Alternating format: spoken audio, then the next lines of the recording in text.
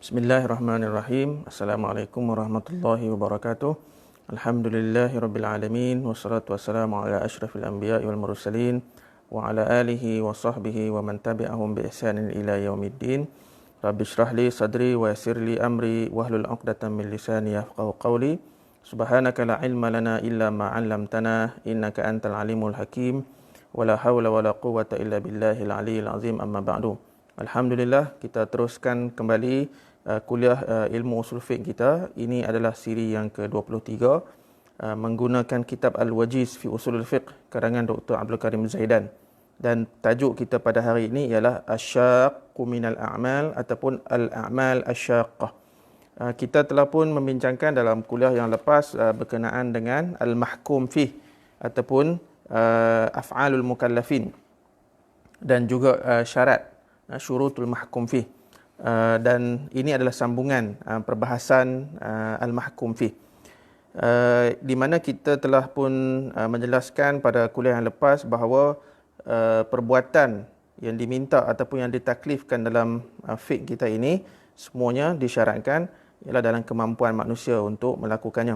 Jadi tidak ada dalam syarak ini perbuatan-perbuatan yang kita katakan mustahil untuk mukallaf lakukan, seperti apa, contoh tiap-tiap hari ataupun tiap-tiap pagi kita kena terbang 5 minit ataupun kita kena tanggung batu 50 kilo, jalan 10 kilometer, kan. Perbuatan-perbuatan sebegitu memang tidak ada dalam pentaklifan syarak. Okey, jadi semua ibadat yang kita lakukan dalam syariat Islam kita ni, alhamdulillah, semuanya dalam kemampuan manusia untuk melakukannya. Namun persoalan yang timbul di sini ialah berkenaan dengan al-a'malu syaqqah ataupun perbuatan-perbuatan yang sedikit berat, kan? Ada tak ataupun tidak dalam syarak kita? Baik. Kita telah jelaskan sebelum ini bahawa sesuatu perbuatan dalam pentaklifan yushtaratu fihi an yakuna maqduran alaih, iaitu disyaratkan perbuatan itu dalam lingkungan batasan kemampuan manusia untuk melakukannya, kan. Tetapi hal yushtaratu fihi alla yakuna syaqqan, tapi adakah disyaratkan pentaklifan itu tidak berat ataupun bagaimana?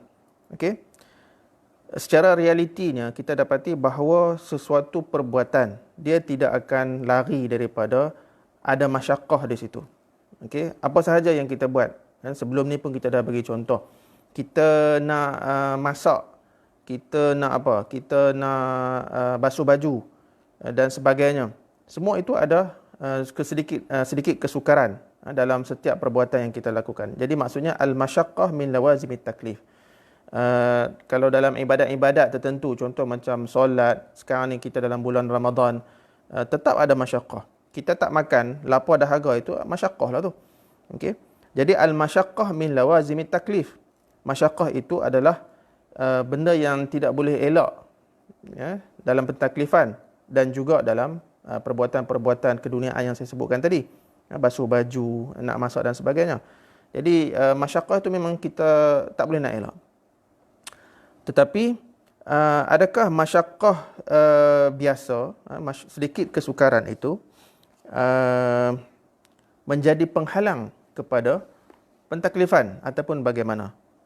Adakah kita faham bila sebut syarat, bila kita bincangkan syarat syurutul mahkum fih itu, syarat-syarat perbuatan kita ini, yang mana kita faham prinsip utamanya ialah tiada perkara yang kita tidak mampu lakukan. Jadi adakah semua kesukaran ini kita akan ambil kira sehingga menafikan tak perlu kita buat perkara tersebut ataupun bagaimana? Okey. Jadi hari inilah kita nak bincangkan tentang perkara di sini, iaitu tentang perkara-perkara al-a'malu syaqqah, perkara-perkara berat ataupun sukar dalam syariat kita. Yang pertama ialah masyaqqatun ghairu 'adiyah tatra'u 'ala al-fi'li bisababi zurufin khassah bil mukallaf. Okey, iaitu masyaqqah yang sedikit luar biasa, yang mana masyaqqah ataupun kesukaran itu berlaku disebabkan keadaan-keadaan tertentu. Contohnya macam apa? Contoh macam as-siyam fi halati safar wal marad. kita berpuasa ketika musafir ataupun kita sakit. Ni maksudnya sakit yang demam kuat sikit lah ni. Okay. Contoh lain ialah al-ikrah ala kalimatil kufri. Kita dipaksa untuk mengucapkan kalimat kufur. Kita ditangkap oleh musuh, kita ditorture, disiksa. Dan mereka minta kita untuk keluar daripada Islam dan sebagainya. Okey. Contoh lain ialah perbuatan al-amru bil ma'ruf, an-nahyu 'anil munkar. Kan? Sebab kadang-kadang di setengah tempat, di setengah negara, kita tak boleh nak laksanakan amar ma'ruf nahi munkar. Sebab apa? Sebab akan dapat tentangan sama ada daripada pihak pemerintah ataupun daripada mad'u yang kita nak ajak tu sendiri. Baik. Jadi al-masyaqqah ghairul 'adiyah ini, okey. Syariat ataupun syarak menyediakan satu alternatif yang dinamakan rukhsah. Okey. Contohnya apa? Contoh macam tadi ya. Bila kita puasa dalam bulan Ramadan, kemudian kita bermusafir ataupun kita sedang sakit, maka walaupun puasa itu wajib dan wajib puasa itu adalah hukum asal, hukum azimah, kan? Namun dalam keadaan-keadaan tertentu yang kita berhadapan dengan masyaqqah ghairul adiyah ini, disediakan satu rukhsah oleh Allah Subhanahu wa taala, iaitu kita dibenarkan untuk berbuka, namun selepas kita sihat ataupun selepas kita dah kembali daripada musafir itu, di luar bulan Ramadan, kita kena qada lah. Jadi masyaqqah yang ghairul adiyah ini, Allah Subhanahu wa taala memberikan satu rukhsah, satu keringanan kepada kita. Dan sama juga al-ikrah ala kalimatul kufri. Kalau nak ikut saja-saja kita ucap kalimat kufur ni haram, kan? Boleh membawa syirik dan boleh membawa kepada kemurtadan. Tetapi apabila kita dalam keadaan dipaksa, musuh tangkap kita, kita tak tahan siksaan, maka kita dibenarkan untuk mengambil rukhsah, iaitu hanya mulut sahaja yang kita ucapkan kalimat kufur, tetapi hati kita masih tetap dengan iman. Jadi Allah Subhanahu wa taala memberi satu rukhsah di situ. Okey. Namun walaupun dibenarkan rukhsah di situ, tetapi kalau kita tahan ataupun kita bersabar dengan ujian tersebut, itu lebih afdal, kan? Khususnya macam tadilah, dalam kita ditangkap oleh pihak musuh bukan Islam, kita diseksa, ditekan untuk kita meninggalkan Islam, kemudian kita diminta untuk mencaci Allah ataupun menyokong bukan Islam ini, maka diberikan rukhsah, kan? Dan kalau kita mengambil rukhsah itu, kita tidak berdosa, kan? Namun kalau kita bersabar, kan, iman kita ni kira tahap kuat sikit lah, kan? Kita bersabar atas siksaan tersebut sehingga membawa kepada kematian kita, maka itu lebih afdal. Dan untuk apa? Untuk kita menonjolkan bahawa di kalangan umat Islam itu ada mereka yang mampu mempertahankan akidah walaupun dalam keadaan disiksa oleh musuh. Begitu juga al-amru bil ma'ruf wan nahyu 'anil munkar. Okey. Bila kita melakukan amal ma'ruf nahi munkar ni, memang confirm akan ada orang tak suka. Jadi tahap orang tak suka tu kita kena tengoklah. Kalau setakat mereka hanya zaman sekarang ni dalam media sosial, mereka mengutuk, sama ada mengutuk, mencaci, menghina kita itu dalam wall mereka sendiri ataupun dalam wall kita, kan? Jadi kita setakat begitu, yang afdalnya kita sabat ataupun kita terus melakukan amar ma'ruf nahi munkar, dan tak perlulah kita ambil peduli sangat, kan, apa kutukan, cacian orang terhadap kita dalam media sosial. Okey. Tapi kalau dah sampai tahap melibatkan fizikal, kita ditangkap, kan, kita diugut, dan kita ketakutan, maka kita boleh mengambil hukum rukhsah, iaitu kita stop amar ma'ruf nahi munkar. Dan bila kita stop amar ma'ruf nahi munkar tu, kita tidak berdosa. Okey, dalam keadaan gitulah. Jadi untuk timbang tara ataupun untuk menilai tahap kemampuan kita menahan segala paksaan ataupun siksaan itu bergantung kepada keadaan lah. Okey, dan bergantung kepada individu. Jadi kita tak boleh samakan kita dengan orang, kita tak boleh samakan orang dengan kita. Dan mungkin setengah orang ni dia kena tampar sikit, dia dah give up, kan? Ada orang yang kena tabuh sampai berdarah-darah tubuh badan pun dia masih steady lagi. Jadi tengok kemampuan dan tahap keimanan kita, kan? Bagi mereka yang ingin mengambil rukhsah dalam keadaan sebegini, maka dipersilakan, dan mereka yang kalau kuat dapat tahan juga sila teruskan. Baik. Jadi inilah tentang masyaqqah ghairul adiyah, kan? Iaitu masyaqqah yang luar biasa, tetapi syarak memberi kita panggil jalan alternatif, iaitu menyediakan tahap rukhsah, keringanan dalam hukum. Okey, yang kedua, masyaqqah ghairu adiyah walakin la budda min tahammuliha li daruratil qiyam bil furudil kifaiyah kal jihad fa huwa fardun 'ala al kifayah wa in kana fihi qatlun nafs wa izhaqur ruh wa it'abul jasad wa tahammulun nasab wa ta'ab. Okey. Yang kedua ialah masyaqqah ghairul adiyah juga. Masyaqqah yang luar biasa. Tetapi masyaqqah yang sebegini mesti dilakukan. Kan? Apatah lagi ia melibatkan fardu-fardu kifayah seperti jihad. Okey. Jihad ni dia ada level juga, ada tahap dia. Kan? Kalau musuh di perbatasan, okey, ketika itu adalah fardu kifayah, kena ada segolongan daripada umat Islam yang kena bersedia untuk mempertahankan Islam. Okey. Tapi sekarang ni kita dah ada, kita panggil tentera dan polis. Polis ni selalu kita panggil menjaga ketenteraman awam. Kalau tentera ini ditugaskan untuk mempertahankan negara daripada anasir-anasir luar, kan. Kalau polis ni lebih berbentuk dalaman. Okey, kalau kita setakat musuh di perbatasan, maka itu adalah hukum fardu kifayah. Tetapi kalau musuh dah menyerang ke dalam negara kita, dia bukan jadi fardu kifayah lagi, tetapi menjadi fardu ain kepada semua umat Islam untuk mempertahankan negara kita ini daripada dijajah. Okey. Walaupun kita faham apabila kita berjihad, maksudnya berjihad ni bukan berjihad melalui pena, jihad melalui ekonomi, tetapi jihad ni yang dimaksudkan di sini ialah jihad dengan nyawa ni, kan? Iaitu berperang ataupun dalam keadaan mempertahankan negara kita daripada diserang oleh pihak musuh, kan? Dan bila sebut jihad, perang ni dia akan melibatkan hilang nyawa, kan? Maksudnya kalau ditakdirkan kita terbunuh, maka terbunuhlah kita. Okey. Ataupun kita boleh cedera.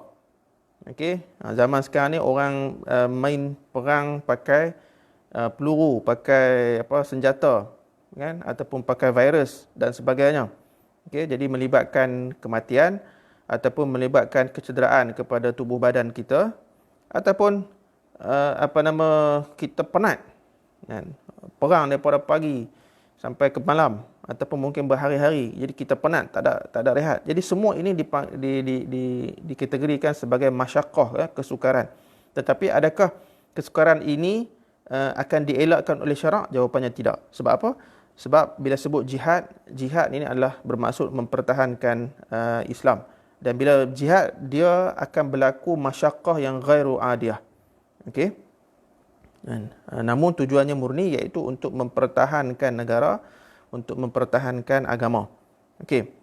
Jadi inilah dipanggil masyaqqah ghairu adiyah yang ada kaitan dengan fardu kifayah, maka dia tidak diambil kira. Maksudnya kalaulah kita kata semua masyaqqah ini kita kena ambil kira untuk kita menolak pentaklifan, maka sudah tentu solat ke, puasa ke, haji ke, termasuk jihad ni, kita akan berhujah, jihad ni akan menyebabkan kematian. Masyaqqah kena ditolak.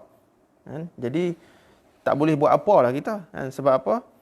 Dalam perbuatan manusia tadi kita dah sebut, semuanya ada masyaqqah. Cuma tahap masyaqqah itu adakah masyaqqah adiyah ataupun masyaqqah yang ghairu adiyah. Okey. Even dalam masyaqqah ghairu adiyah ini pun kan, ada kita panggil ruang-ruang yang Allah Subhanahu Wa Taala berikan kepada kita. Contoh macam tadi, kalau yang kategori pertama ialah masyaqqah ghairu adiyah tetapi Allah bagi rukhsah. Okey. Kalau masyaqqah ghairu adiyah yang berkaitan dengan jihad dan fardu kifayah ini, pada peringkat permulaan yang kata level pertama iaitu musuh di perbatasan, memang Allah bagi rukhsah iaitu dia bersifat fardu kifayah. Okey, fardu kifayah maksudnya kalau ada segelintir ataupun ada segolongan dan kita sekarang ni dah ada tentera, maka kita orang biasa, orang awam ni terlepas daripada pentaklifan tersebut.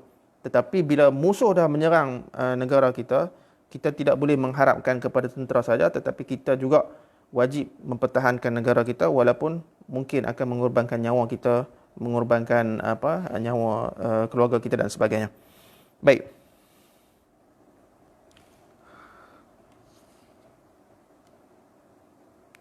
Okey.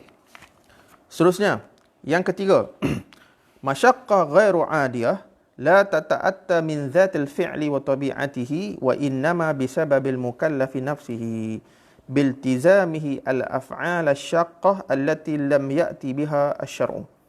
Okey. Kategori ketiga, masyaqqah ghairu adiyah juga, iaitu masyaqqah yang berat juga, tetapi bukan disebabkan tuntutan syarak, tetapi saja-saja kita cari penyakit, kan? Maksudnya kita sendiri yang menempa bala, kan?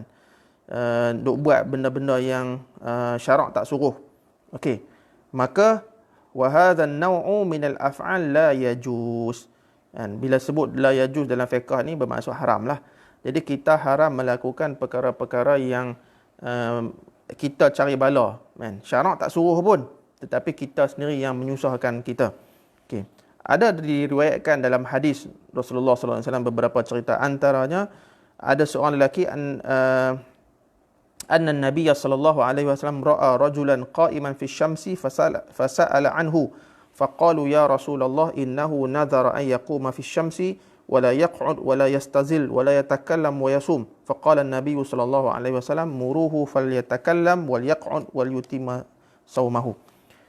Diriwayatkan dalam sebuah hadis di mana Rasulullah sallallahu alaihi wasallam telah melihat seorang lelaki itu berdiri di atas ataupun berdiri di tengah panas. Okey. Jadi Rasulullah tanyalah, lelaki ni apa hal ni? Lalu sahabat memberitahu bahawa lelaki itu telah bernazar untuk berdiri di tengah di tengah cahaya matahari itu, panas terik matahari itu. Dia tak mau duduk, dia tak mau berteduh, dia tak nak bercakap, dan dia nak berpuasa sepanjang hari, kan?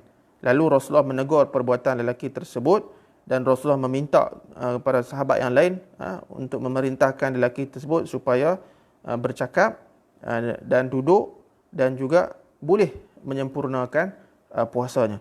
Jadi maksudnya kita duduk saja-saja tengah panas ni. Okey. Saja-saja, kan? Bukan ada tuntutan syarak pun, bukan training tentera. Kalau training tentera tu lain ceritalah, sebab memang nak membentuk ketahanan diri, kan? Ini memang saja-saja, kan?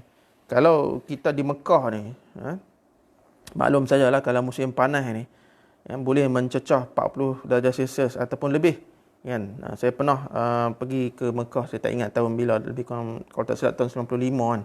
Musim panas betul, kan?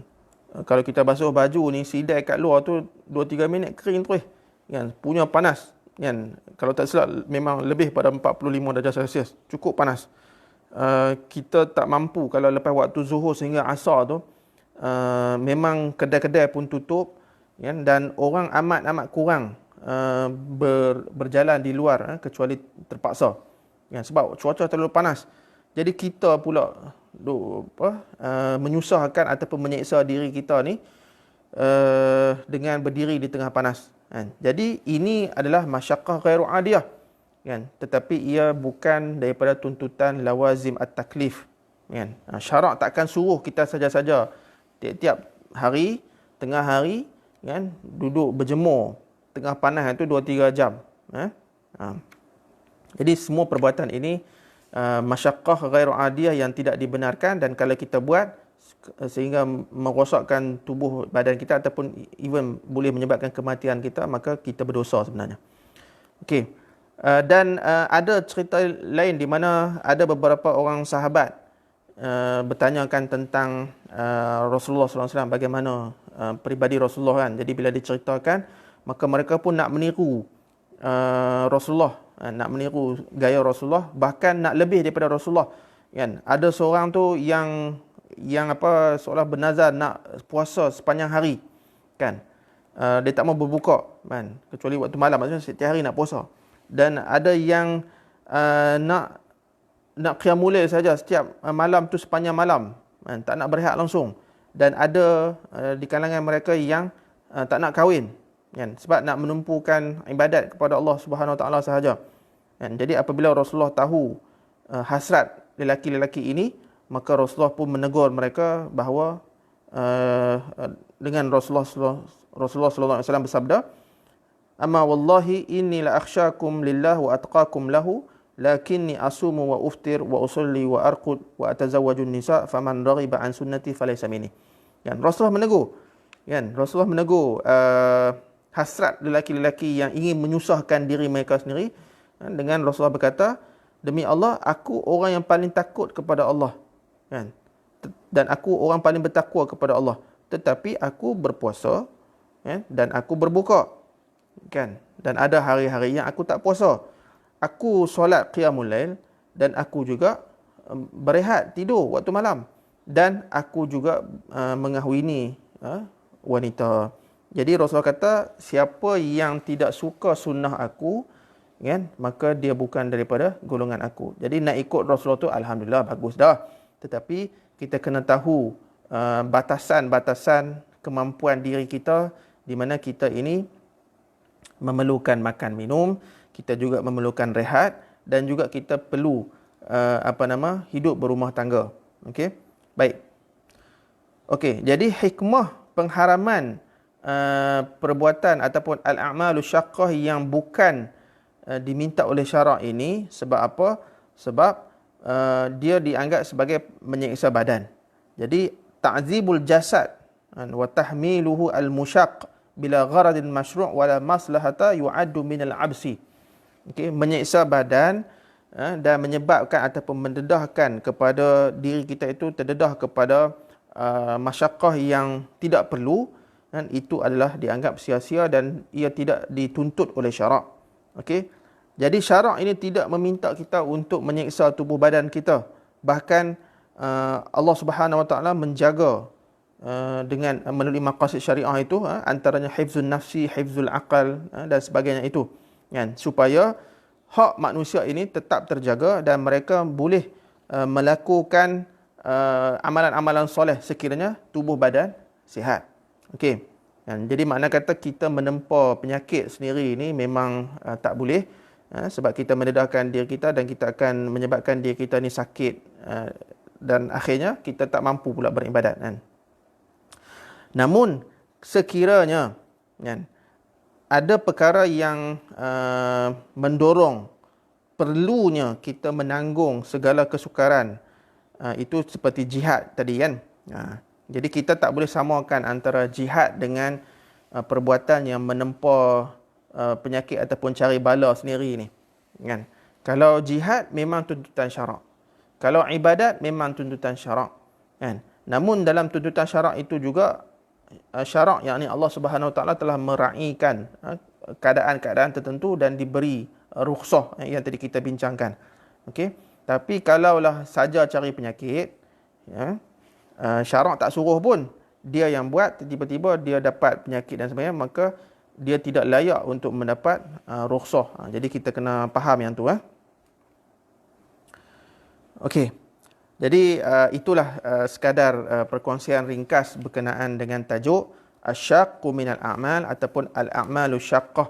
Jadi kesimpulannya sidang penonton sekalian, kita kena fahamlah bahawa dalam pentaklifan ibadat-ibadat yang Allah Subhanahu Wa Taala wajibkan kepada kita ataupun yang Allah sunatkan untuk kita lakukan, memang terdapat masyaqqah di situ. Sebab al-masyaqqah ini dia tidak lari daripada perbuatan manusia.